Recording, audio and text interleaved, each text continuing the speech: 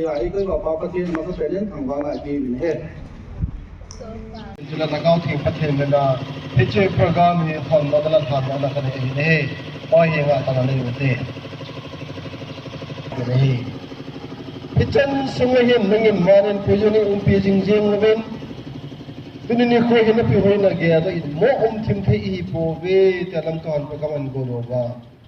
nil ha te jong la na ma ho ke na ke mang ding ka hewin suna jong ta sa ki su hana angai ji ti achalai mo na hi hite bang kin lo pi ta mang the kam ta je vin mi ka thang ba ve ne hi ta sa ki chi go si ne ne ho hi hin bola ki su hana nei ding ka hewin hi che hin nang ma hong ki choi sang yin lang ki che be ho zo se ba hin ki to kha ki su kha na lo he la nom ta ki che mo wa na phat na ho ge do a nang ma pi hun ho ge do a lung thim ke pa ta le hala nai ta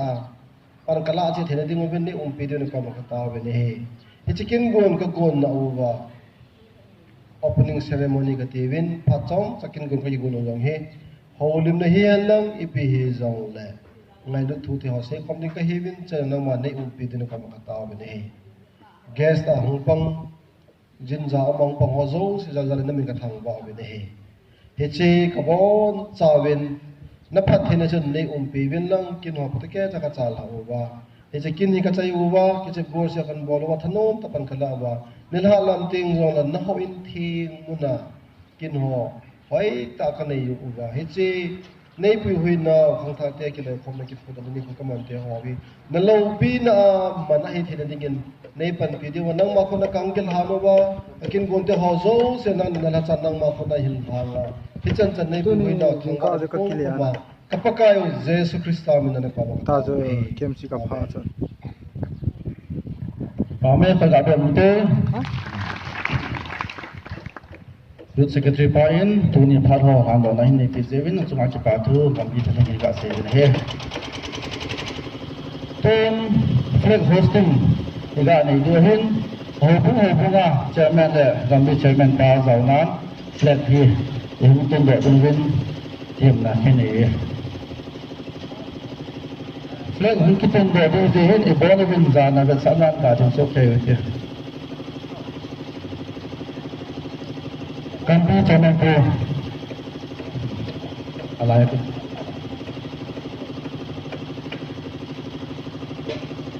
Dana Central Church Kampi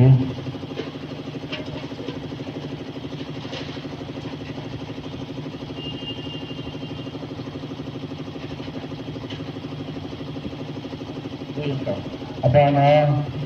Nahim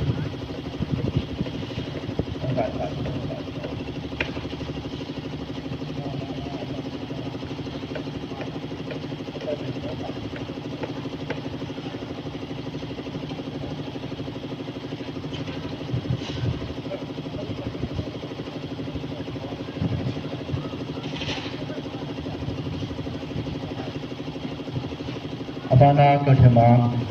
Solam Baptist Church BYD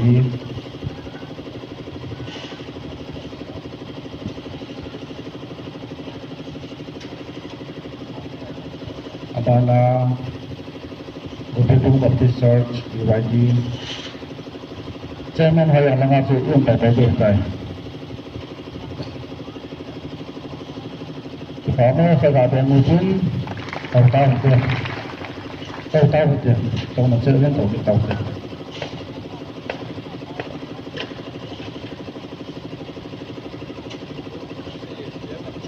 Chairman Hayang Langa Chu Yum Tai Tai Be please Langa stage langa tau tau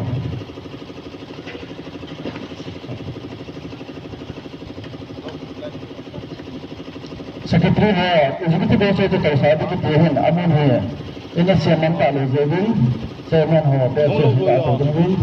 team लगे नहीं है टीम कम्बी youth chairman का बनिन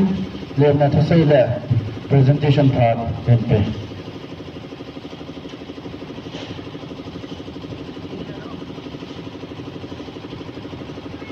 Mas Benin som di tengah sana Foundation Day ing sawa patin in patin thangwa na sang pe kan pe ini ni pu'a gambi in jute ram hong ke guna ahin GPS dong achangai cha in tele yes of honor him functional president hi tele minister hi in hi ho ngai cha naw ba hi gambi in zong diki song ngam su hi an ki temin ni ni ko in ama ho in zong ho ju di pan ngai du zalin hoi na kin ko tan ti nei zong lew hi cho lo se da khai ho a janga aphan man tong ta te ho hi hoi janga han ti go te ju bin ama ho nga ti pa to an ko in dunia minister pa hi ama ho hi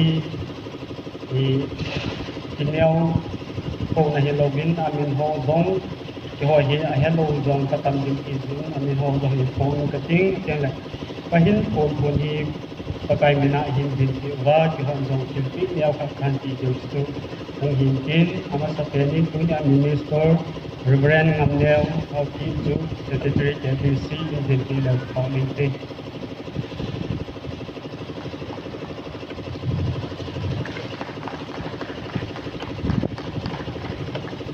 Abanahi Chief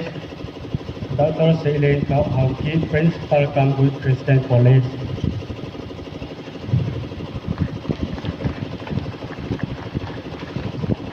Abana Guest of Honor who Empaukai Sitho Reporter to Department KBC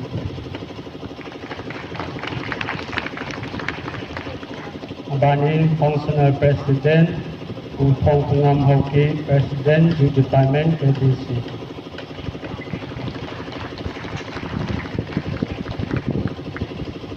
Skille ho Gamdi Chairman Pazong Hongjiin Amadin Menzong ikut na penting ke. Kuni ni po Jinjang ho ama ho abon sawa hong zau jin di program hi atam so hong lo thing ding hi jin ama ho ilem naw le ma ho chunga ikipana be sanan abon sa mi pun na ten kilite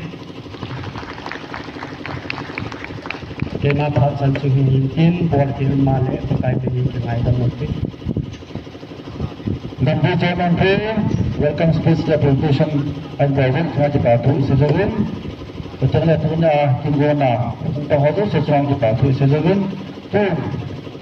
punya chief guest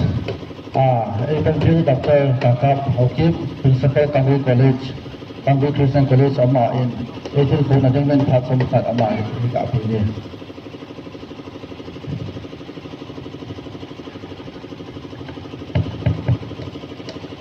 Ini kita pat padam na itiwa ama sa pen-penen itaw patin ang wala na kahit pena he. Ito ni Rama Hongzao kahit sa tiho ahiin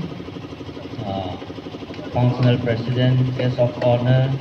sila Minister Lai Bantiw ahiin Convention level sila hubunga kambia panmundak som na ute pate lamkay ho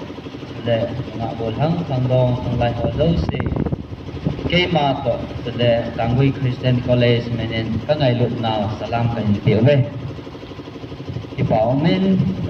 yal follow pa in kitimehan lang hila Kangui Christian College hodong gambi yute ho en nehin gyal ko zalawin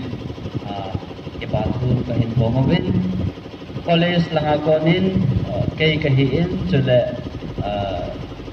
education board lang ako na member po mintang kay ni kahong panahiin youth te ho kanglay te ho itiman sa ho ilungput ilunggel ho kabe na hila kipaon ka sa mama zinge sense of responsibility adin ho sense of diplomacy inayo he kahinve na hila kipapun ka sa zinge nasa tain appreciate ka por mama ay tiso kahin po to ahin din tanda kasi non po in tamta sai na ding aphat le ahun dang ato po in ai pila to ni foundation day ikipuro na ni ko yalo thia in te hawdang hi tamta khat tanglai khat ihinawa responsibility aywa sense of responsibility in a power ibat sa power ke bai ta en kamoin ahin tulai hi madau se hi akibolin akitongin ahin la ipeja ai bol ham ti palong hi lam kai khat kahina concern member khat kahina society member khat kahina ibolo he ipeja ai bol ham ti hi dunya ama chang cha ai ma question ki bol de kadai sa he ta khala ma gong hadar la ma gong ikisu hal thai na deu ikisu lik thai na deu I hat be thai na deu wa cho program ni bol je ba in bole pe ol ha pha en bole ki ti bol ha pha en ne khom cha khom ni bol ha pha en fellowship ni form bon se ke apa su ke jin ahin dunia kai ma site agona infona point ni kane no man khat na chun kai sai tai to ni program hi ibola ipesi ibola why we do what we are doing na ibolo hi bija ibola ham ti pa hi to ni ai ma sang chin kia lo han ai ma sang chin ko do ibol lo han tu na he ta program ibolo hi ada aso de hi ka kine ne ani na ajun to recommit ai ma ai lo ai society ka hi nawa society I hung ki pu now aji po aims and objectives recommit ki bol hi na deal so le aso pe na chun lam kai ma sam ko recognize I bol na ama ho contribution I happy na ama ho chung ki pa thu I say now ama ho pan ba ho lo si ho no tunya he kan tha ho in lam kai ma so ka za bo lu we ini a ti na chu tu ni ho ta bang hi I man wa chu le hi ta bang ki loi khom na ho hi I bola ki phu ham I bola lam kai ma so an go no ham ti hi tu ni a he ai ho I roi na ki tu de ho chu atha ta e ki al do wa atha ta I chi ko amur so na de ma chu ai ma iki ma so ti win tu ni kai man ka sai no point ni ita to endin tu ni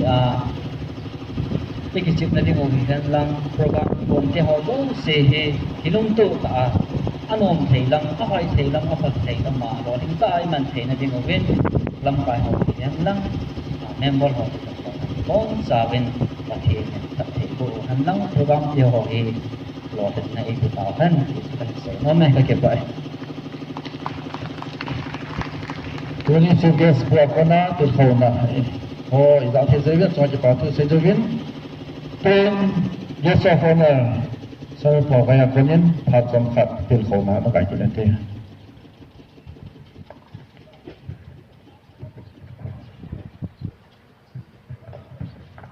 ki pa min gambi number 5 yu lam kai ho I ho gambi hi wang phawin aji chu mi galai hi jina gambi tam ta he ki pani ko mang theilo tam ta je yo I wang pa we amasan pa pathin ka thang we tingla ani na kalung hel zamin te si ho te sei ki thole ka gol han lai ka yak dai ai chun nga bo long hin kwa alo cha pen hi ki chep gol se le ya ki su pom bi pe ai na alo cha pen na hi punya hung zao lo youth member ho zo se awang se ta azao zo se iwang pawin thil khat ibol chana history he na memory create he dunia hang zo zo se iwang pawin wit ki ho jong ka wang pawin eti tabang pha he kimun ti ti ho imangao na ki mat phalo ani ki gel phalo hin dunia lambi lam kai ho in jingun nan hin ko wa hele kyong si ima ka nei pun ka ki phalamin ahin la ka ki gel ha no si biam ti ai le ei amo hin haula vai ji ai ko hi povin gambi youth chairman tamni anapo kha ahi gambi ngai dum te ti agel zarwa eko win kakilain hizong ki mai the na sir china jong kan gel kha ka chapa yong ka jinung kan ki ko ka hung leu he gambi ho thin bol he hoi ta ke cha support bola go ute ti as kong ki yel ho he nôm tan ki chi ko se bol he tin deng le ha yang le núp te kai khom nei ki te is ka sei do no min ka nga kong kal sun nga jin chen ki hambol ta ni ma kham hi yang le them tak ka pi no min lang ka ho khan la bi ki ma pha chan chung i tai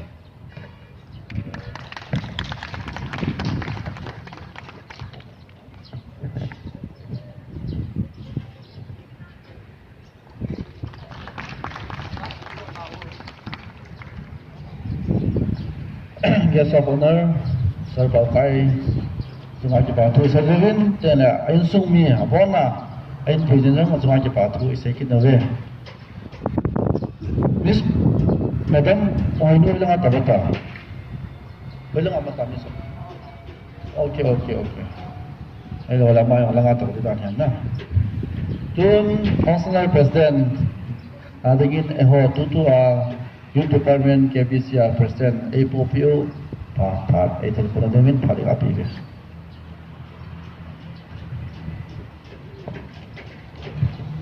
Di pa amin masapenin kita bang patay piyo papatiin ng tangwagin tunya yaong ka gambi chairman po hiin suting le youth secretary pa hiin yesa kataw kom piyo hiin pating le education po na member po hiin lam kai ho hin ho bong ha su lam kai ho le khang lai ti ho avia len ji bai ka hin bol kidin na wang pha gin ka bong ta ground ha ki chip ai lo la ti hi kum hi ga pi hi ke hi ta ground wa ma hi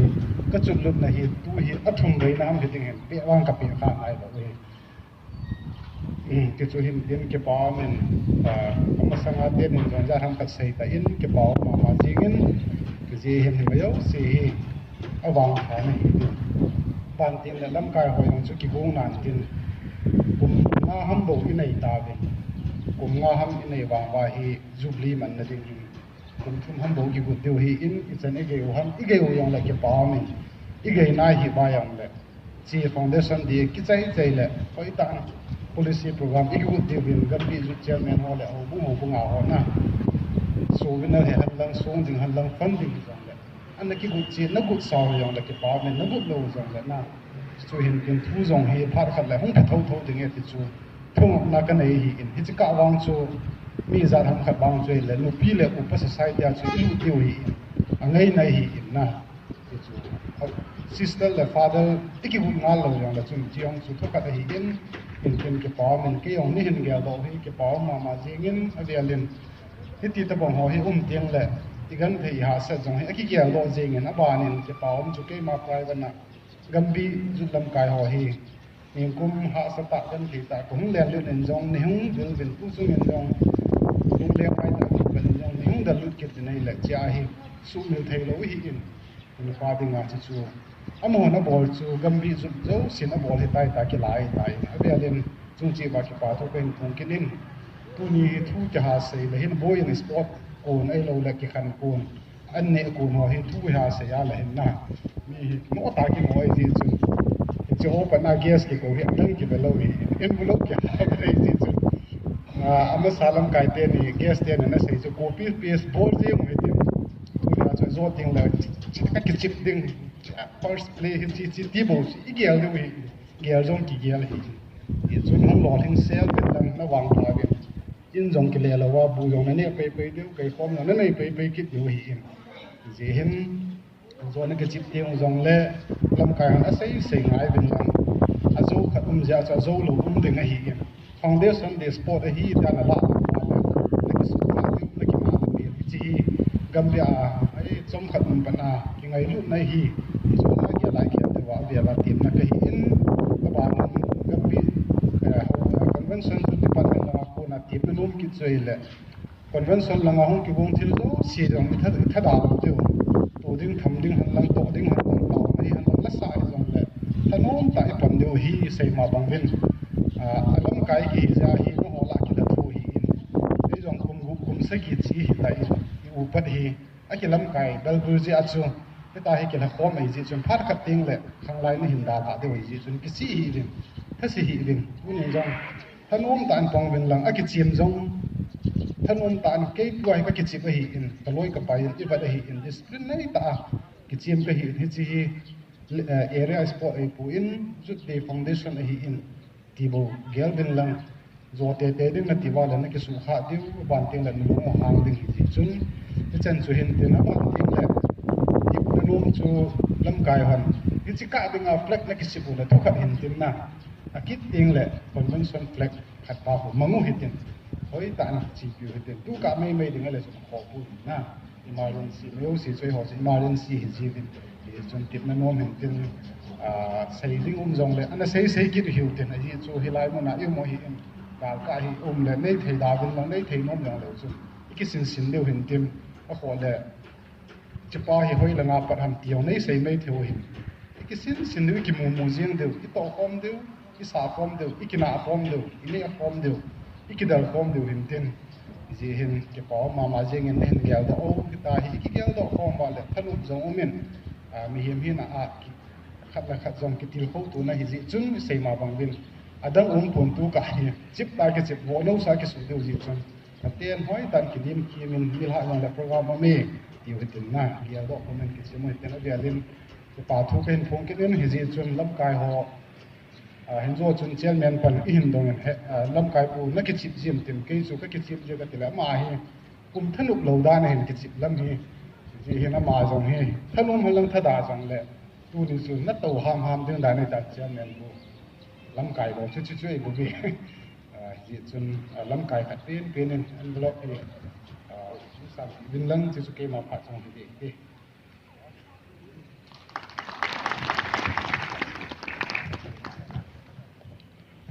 Empowerment Youth President Puakona Telkauna Movin Tunya हमके को हजर से बोइना अने सो के यो हिन in the youth में लो जाला ए हो इन लो जाला वा अपार्टमेंट तम ता पे दवा यम तिल खोवा के पाथु पे ngai पे जेविन अचुंग वा के पाथु कंपी बिना सेविन पथे ना तो नाउ थम नाउ पथे को ताव है तो ही तो सै नोम ता फत हन दिक के ल कोई मा सै नोम अम ता लो जे सुन तो ही प्रोग्राम ही अबान ची जो हिन तो ना हम से के सो खा हम तो हन ला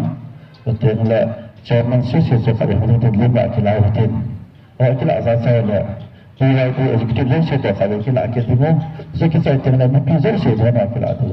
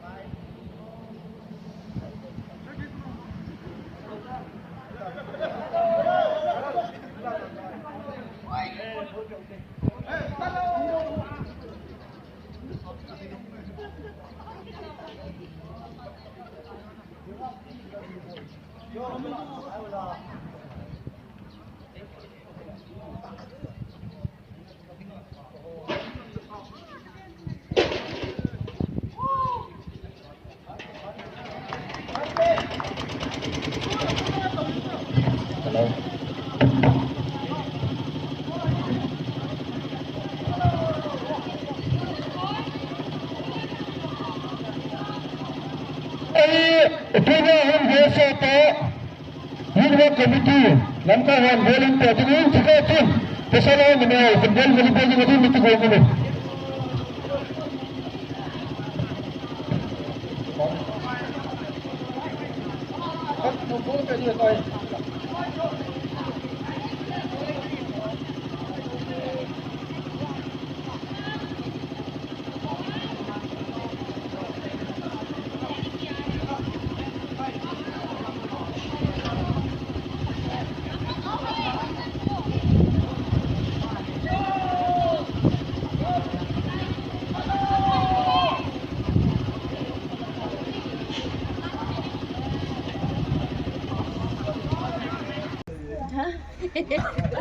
Kasih saya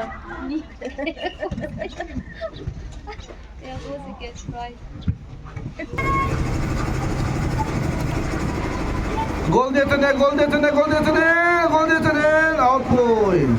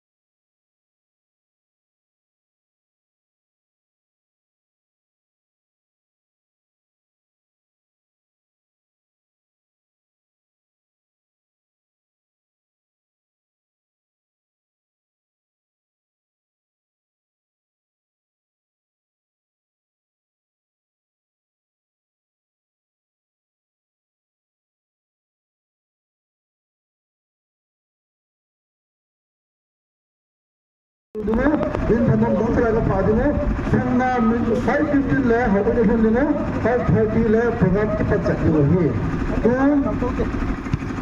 You chairman hoto, Mr. Government line, Naslan ho, Lumsoten, Nila Batin line, Hopong me, Sir Benjamin,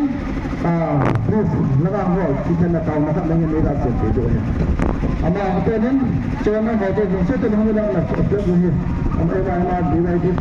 here.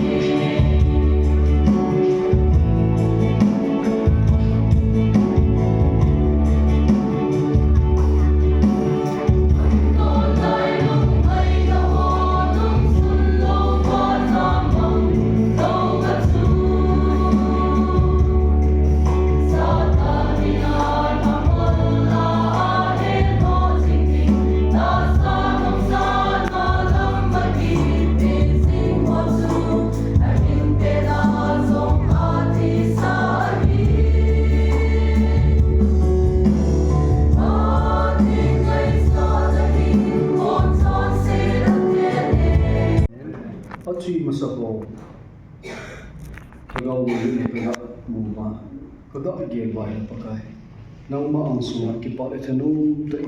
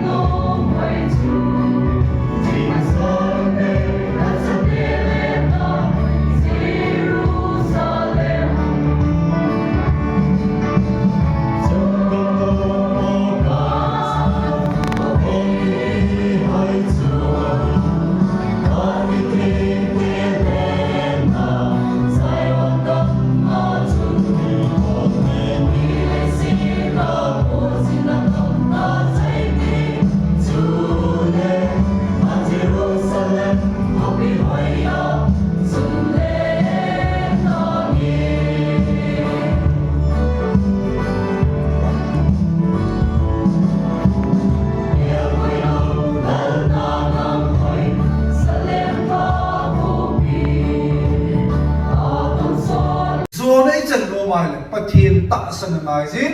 ปะเทียนก็มาตาวลาลุนายซิปะเทียนเจนเทียนายซิ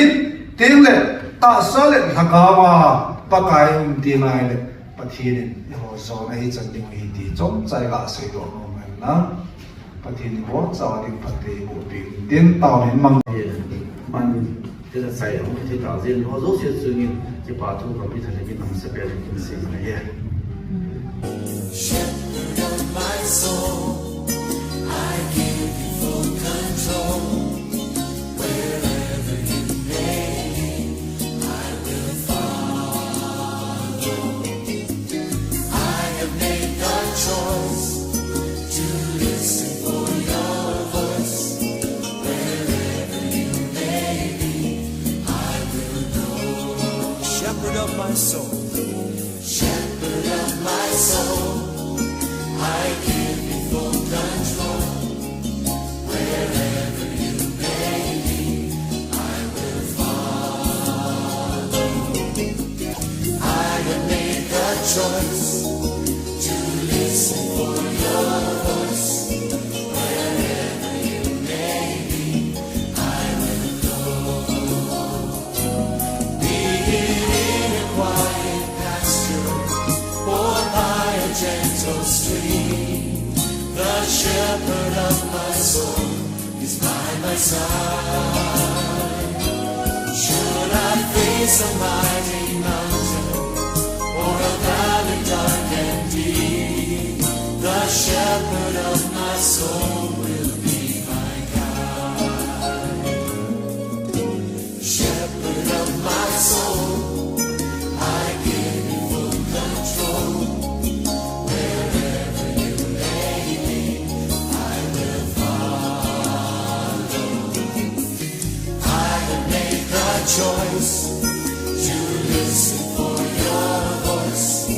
Wherever you may be, I will go. Be it in a quiet pasture or by a gentle stream, the shepherd of my soul is by my side. And should I face a mighty mountain,or a valley dark and deep, the shepherd of my soul will be my guide. Lord, you're the shepherd of my soul, and I give you full control. Wherever you may be, I will follow. Yes, Commander Nuhi. I have made the choice. Yes, listen for your voice. Wherever you may be, I will follow.